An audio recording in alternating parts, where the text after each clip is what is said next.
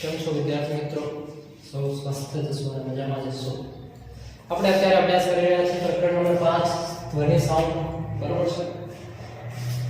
તો ધ્વનિ વિશે જોયું, ધ્વનિના પ્રસ્થાન વિશે જોયું. હવે આપણે જોવાનું છે ધ્વનિનું પરાવર્તન. બરોબર છે? તો કે પરાવર્તન એટલે તો આપણે સામાન્ય રીતે જોઈએ કે કોઈ પણ અરીસા ઉપર જ્યારે આપણે લાઈટ પ્રકાશ ફેંકીએ છીએ અથવા સૂરજનો પ્રકાશ આપણે અરીસા સામે લઈએ તો શું થાય છે? તો કે તે સૂરજનો પ્રકાશ અરીસા પર અથડાઈને પરાવર્તન પામે છે. અને આપણે કઈ જગ્યાએ દેખાશે? મેં આ બાજુ કર્યો તો અહીંયા અથડાઈને મને આ બાજુ કેમ દેખાશે? એટલે થાય છે શું કે પરાવર્તન. બરોબર છે?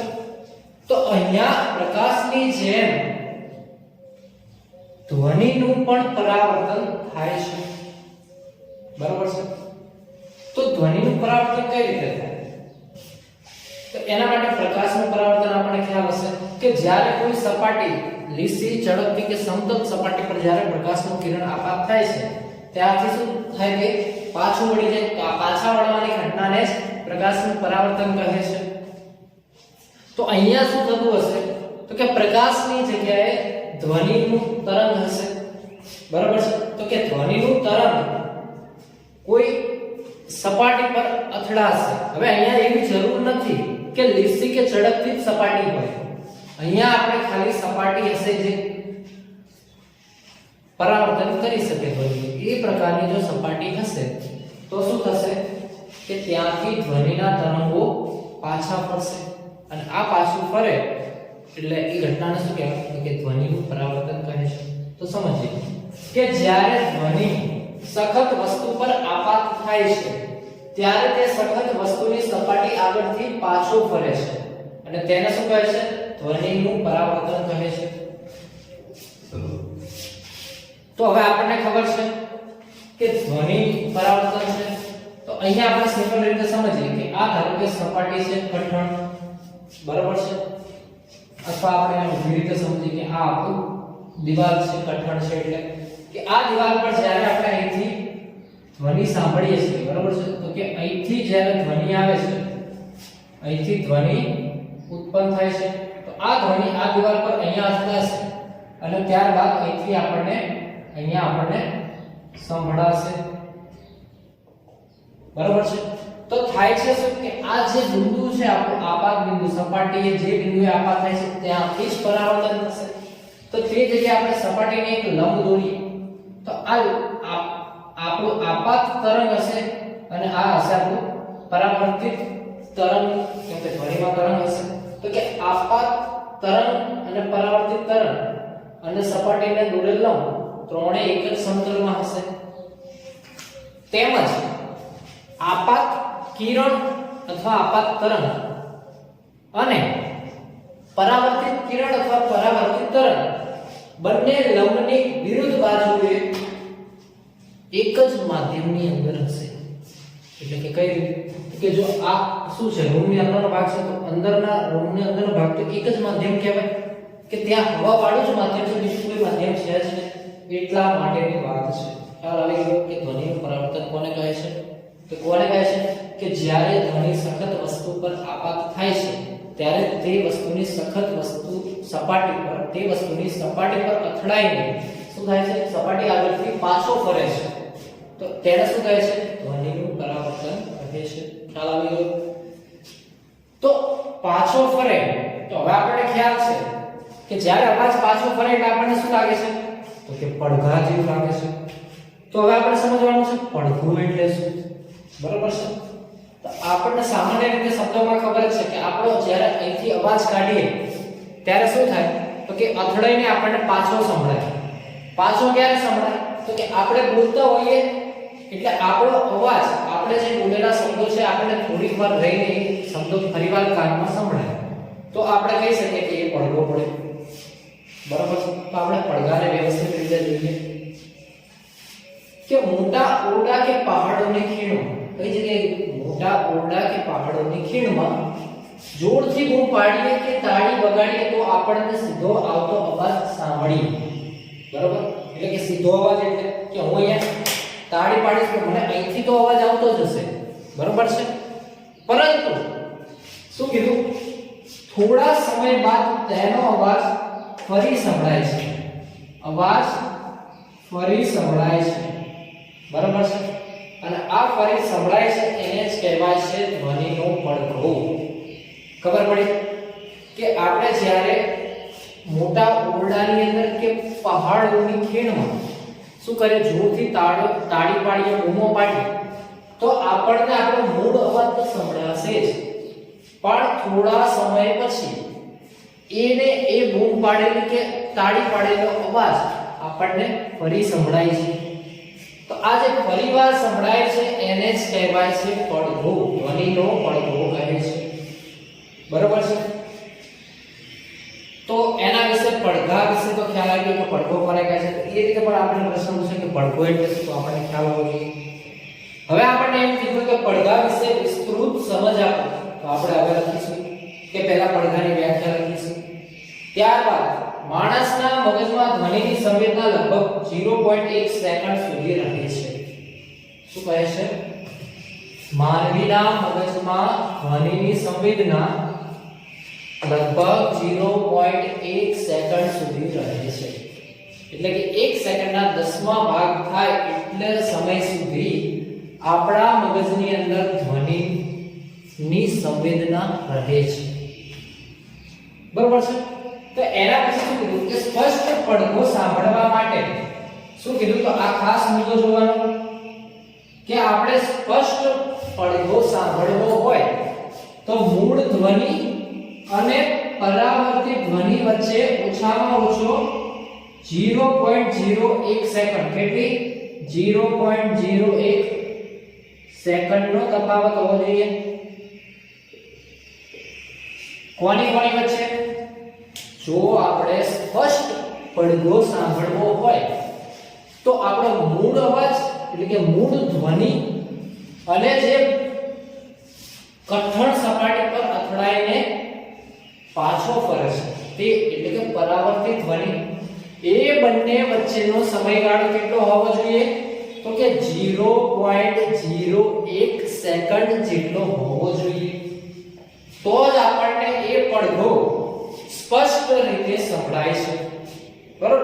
આ નાના એક પ્રશ્નોમાં પણ પૂછાઈ શકે કે સ્પષ્ટ પડઘો ક્યારે સંભળાય છે, તો કે મૂળ ધ્વનિ અને પરાવર્તિત ધ્વનિ વચ્ચેનો જો તફાવત 0.01 સેકન્ડ જેટલો હોય તો આપણને મૂળ ધ્વનિ અને પરાવર્તિત ધ્વનિ વચ્ચેનો સમયગાળો 0.01 સેકન્ડ હોય તો જ આપણને સ્પષ્ટ પડઘો સંભળાય છે. ત્યારબાદ બીજું છે કે સ્પષ્ટ પડઘો સાંભળવો હોય તો આપણે લગભગ 17.2 મીટર જેટલું અંતર હોવું જોઈએ. કેટલું અંતર હોવું જોઈએ? જો આપણે પડઘો છે એ સ્પષ્ટ રીતે સાંભળવું હોય કે આપણે જે અહીંથી બોલ્યા શબ્દો અને એ જ શબ્દો જો આપણે સ્પષ્ટ રીતે પડઘામાં સાંભળવા હોય તો ક્યારે આપણે સ્પષ્ટ રીતે સંભળાય, તો કે આપણા અને અવરોધક એટલે કે કોઈ દીવાલ કે પહાડ વચ્ચે આપણા બેનું અંતર લગભગ 17.2 મીટર જેટલું હોય તો આપણને પડઘો સ્પષ્ટ રીતે સંભળાય છે, બરાબર છે. તો કે કેમ 17.2 મીટર જ, કેમ 20 મીટર ને, કેમ 10 મીટર ને, પરંતુ 17.2 મીટર? તો એના માટે આપણે કારણ જણાવ્યું છે, બરાબર છે. તો એ કારણ જોઈએ કે 0.1 સેકન્ડમાં શું કીધું, 0.1 સેકન્ડમાં ધ્વનિની ઝડપ છે 344 મીટર પ્રતિ સેકન્ડ, બરાબર છે. 0.1 સેકન્ડમાં ધ્વનિની ઝડપ છે 344 મીટર પ્રતિ સેકન્ડ, બરાબર. તો આપણને ખબર છે કે ઝડપ બરાબર અંતર ભાગ્યા સમય. તો આપણને ઝડપ આપી છે, સમય આપેલો છે, તો આપણને શું મળી જાય? અંતર મળે, બરાબર છે. તો કે ઝડપ આપેલી હોય અને સમય આપેલો તો આપણને ખબર પડી જાય કે ધ્વનિ એ કેટલું અંતર કાપ્યું હશે. તો અહીંયા એને કાપેલું અંતર છે ઝડપ ગુણ્યા સમય કર્યો 344 ગુણ્યા 0.1 એટલે આપણને મળે 34.4 મીટર. પરંતુ જ્યારે હું અહીંથી બોલીશ ત્યારે તે અવાજ અહીંથી નીકળશે અને સામે દીવાલ પર અથડાશે અને ત્યારબાદ તે દીવાલ પર અથડાઈને મારા કાનમાં આવશે. એટલે થાય છે શું કે આ દીવાલ છે, આ મારા કાન છે, આ દીવાલ છે. તો પહેલા સૌપ્રથમ થશે શું કે અહીંથી ધ્વનિ ઉત્પન્ન થઈને આટલું અંતર કાપશે d1 જેટલું. ત્યારબાદ અહીંયા ભટકાઈને ફરીવાર મારા કાનમાં આવશે એટલે કે d2 જેટલું અંતર કાપશે. તો એને ટોટલ કેટલું અંતર કાપ્યું હશે તો કે d1 d2. અહીંયા d1 અને d2 બંને સરખું છે એટલે એને કાપેલું અંતર કેટલું હશે 2d એટલે કે ડબલ અંતર કાપ્યું હશે. બરોબર છે. તો એટલા એ અનુસંધાને આપણે વિચારીએ તો શું થશે તો કે એણે જે 34.4 મીટર અંતર કાપ્યું છે એને આવવા અને જવાનું બંનેનું અંતર કાપ્યું હશે. તો આપણે શું કર્યું કે તેથી અવરોધ તરફ જવામાં અને આવવામાં 17.2 મીટર હોય છે એટલે કે એને ભાગ્યા 2 કરીએ તો આપણને જવાનું મળી જાય અને આવવાનું પણ મળી જાય. તો ખ્યાલ આવી ગયો કેમ સ્પષ્ટ પડઘો સાંભળવો હોય તો 17.2 મીટર જેટલું અંતર હોવું જોઈએ. તો બે વસ્તુ ખાસ એવું પણ પૂછાય કે પડઘો આપણે સ્પષ્ટ સાંભળવો હોય તો એની શરત જણાવો. તો કે મૂળ ધ્વનિ અને પરાવર્તિત ધ્વનિ બંને વચ્ચેના સમયગાળાનો તફાવત કેટલો હોવો જોઈએ તો કે 0.01 સેકન્ડ. તેમજ બીજી શરત છે કે જો સ્પષ્ટ પડઘો સાંભળવો હોય તો અવરોધક એટલે કે દીવાલ થી માણસ વચ્ચેનું અંતર કે કોઈ જ્યાં ધ્વનિ ઉત્પન્ન થતું હોય એ બે વચ્ચેનું અંતર કેટલું હોવું જોઈએ તો કે 17.2 મીટર જેટલું હોવું જોઈએ. બરાબર છે, ખ્યાલ આવી ગયો.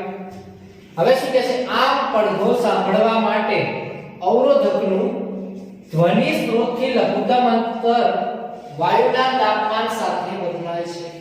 હવે આગળ આપણે જોયું કે જેમ જેમ તાપમાન વધે છે એમ શું થાય છે ધ્વનિની ઝડપમાં પણ વધારો થાય છે અને જેમ જેમ તાપમાનમાં ઘટાડો થાય છે તેમ તેમ ધ્વનિની ઝડપમાં પણ ઘટાડો થાય છે.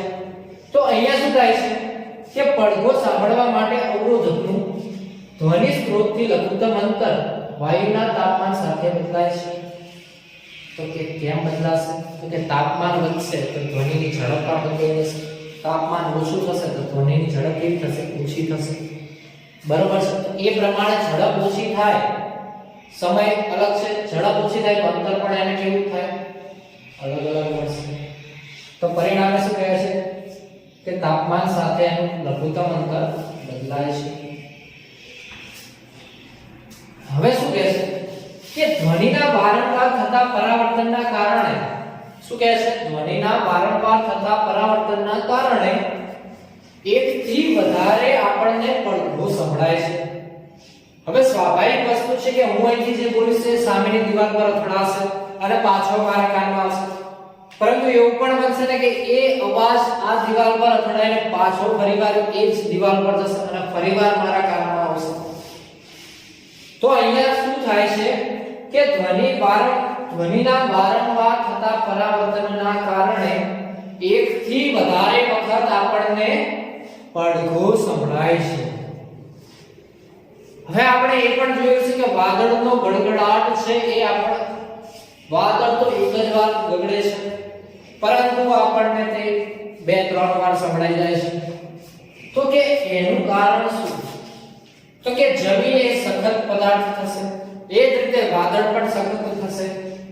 તો થાય છે શું કે જ્યારે વાદળ અથડાય છે બરાબર છે ત્યારે થાય છે શું કે તેનો ધ્વનિ નીચે જમીન પર આવે છે. એ જમીન પર અથડાઈને પાછો ફરીવાર વાદળ પર જાય છે, વાદળ પર અથડાઈને ફરીવાર જમીન પર આવશે. એટલે થાય છે શું કે આ પરાવર્તનના લીધે આપણને વાદળનો ગડગડાટ સંભળાય છે. બરોબર છે. તો આ વસ્તુ પડઘા વિશેનો ખ્યાલ આવી ગયો બધાને સ્પષ્ટ રીતે. તો તો હવે આપણે આગળ સમજવાનું છે કે આ પડઘો થઈ ગયો, બરાબર છે, પડઘો ઉત્પન્ન થઈ ગયો. તો એના પછી છે અનુરણન. ખાસ શબ્દ જોજો, અનુરણન. કે મોટા ઓરડા હશે, બરાબર, કે સભાખંડો હશે, કે સિનેમા થિયેટર હશે, એમાં ઉત્પન્ન થતો ધ્વનિ દિવાલો કે છત પરથી વારંવાર પરાવર્તન પામવાના લીધે લાંબા સમય સુધી ઓરડામાં જળવાઈ રહે છે. શું થાય છે કે જ્યારે ધ્વનિ મોટા ઓરડા હશે, સિનેમા ગૃહ હશે, સભાખંડ હશે, તો એની અંદર શું થશે કે જે અવાજ ઉત્પન્ન થાય છે, જે ધ્વનિ ઉત્પન્ન થાય છે, તે ધ્વનિ તેની આસપાસની દિવાલો પર અથડાશે અને પરિણામે થાય છે શું કે ધ્વનિનું પરાવર્તન થાય છે. તો અહીંયા શું થશે કે વારંવાર પરાવર્તન થશે, પરિણામે થાય છે શું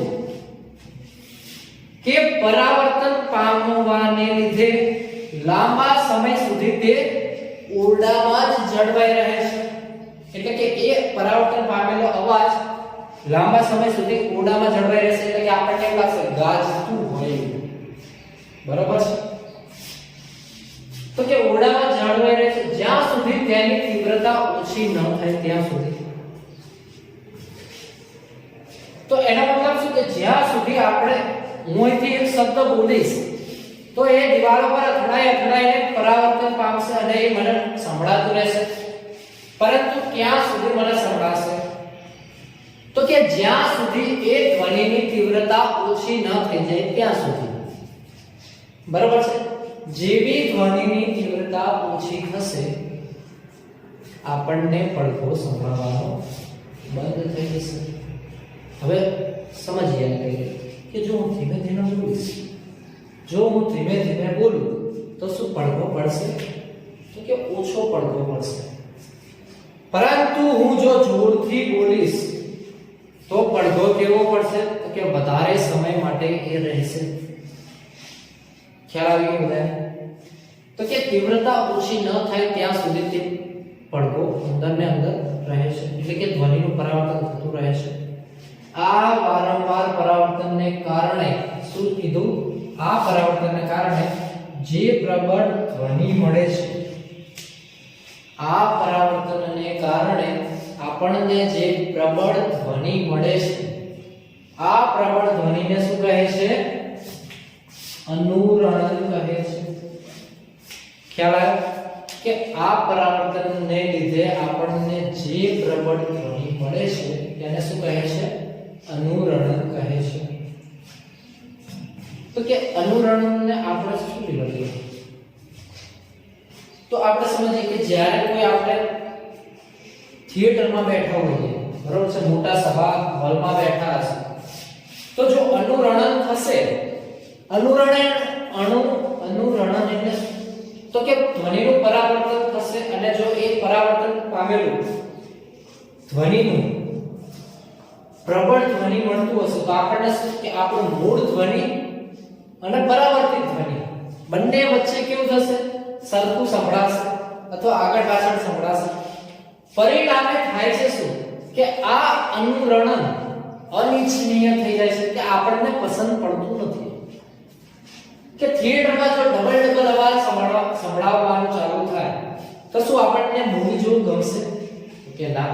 જો કોઈ નેતા, કોઈ મહાન પુરુષો ટીવીની અંદર સારી એવી સ્પીચ આપતા હશે, પરંતુ એમની સ્પીચમાં જો આપણને અનુરણન અનુભવાતું હોય, બરાબર, એના પડઘો પડતો હોય ને પડઘો ખૂબ જ પ્રબળ હોય તો એ અનુરણન કહેવાશે. તો તે અનુરણન આપણને અનિચ્છનીય લાગશે. કેમ કે મૂળ ધ્વનિ અને ઓરડામાં જળવાઈ રહેલા ધ્વનિ એકસાથે કાન પાસે આવતા એકબીજામાં ભળી જવાથી સ્પષ્ટ સંભળાતું નથી. તો એ જે મેં કીધું કે આપણને મજા આવતી નથી, ડબલ સંભળાય છે, નક્કી નથી કરી શકતા કયું છે. તો કે આ અનુરણન દૂર કરવું હોય તો શું જરૂરી છે તો કે જો આપણે અનુરણન કરવું હોય તો આપણે સૌ જાણીએ છીએ કે શું કરે છે અંદર, તો તો કે દીવાલ ખાંચા ખૂંચી વાળી બનાવે છે, બરોબર છે? દીવાલ કેવી રાખે છે? તો કે ખાંચા ખૂંચી વાળી રાખે છે, પરિણામે તે અવાજ ત્યાં ને ત્યાં અથડાઈને ઓછો થઈ જાય છે. એ સિવાય તો કે થિયેટરમાં જોયું છે કે મોટા મોટા પડદાઓ રાખે છે, કે પરિણામે શું થાય કે આપણને અનુરણ નો સામનો કરવો ન પડે. તેમજ આપણે જોયું છે કે ફાઈબરની છતો શું દબાવેલા ફાઈબર બોર્ડ લગાવેલા છે, એટલે કે આ વાળેલા ફાઈબરના બોર્ડ લગાવેલા હશે કે જેથી આપણને એમાંથી પરાવર્તન ન થાય. તેમજ રફ પ્લાસ્ટર કર્યું હશે અથવા પડદા લગાવવામાં આવે છે, તો કે જેથી ધ્વનિ શોષાઈ જાય અને આપણને પડઘો જોવા ન મળે, અનુરણન જોવા ન મળે, અને આપણે સ્પષ્ટ રીતે આપણે જે કંઈ મૂવી જોઈએ છે, કઈ લેક્ચર જોઈએ છે, કોઈ મહાન પુરુષોની વાત સાંભળીએ છીએ તો આપણને સ્પષ્ટ રીતે સમજાય, કેમ કે સ્પષ્ટ અવાજ જ આપણને એકાગ્ર થવામાં મદદરૂપ કરે છે, બરાબર છે? તો ખ્યાલ આવી ગયો બધાને કે ધ્વનિનું પરાવર્તન જોયું, પડઘો એટલે જોયું, અનુરણન જોયું એટલે કે ધ્વનિનું પરાવર્તન કોને કહે છે? તો કે ધ્વનિનું પરાવર્તન કોને કહે છે?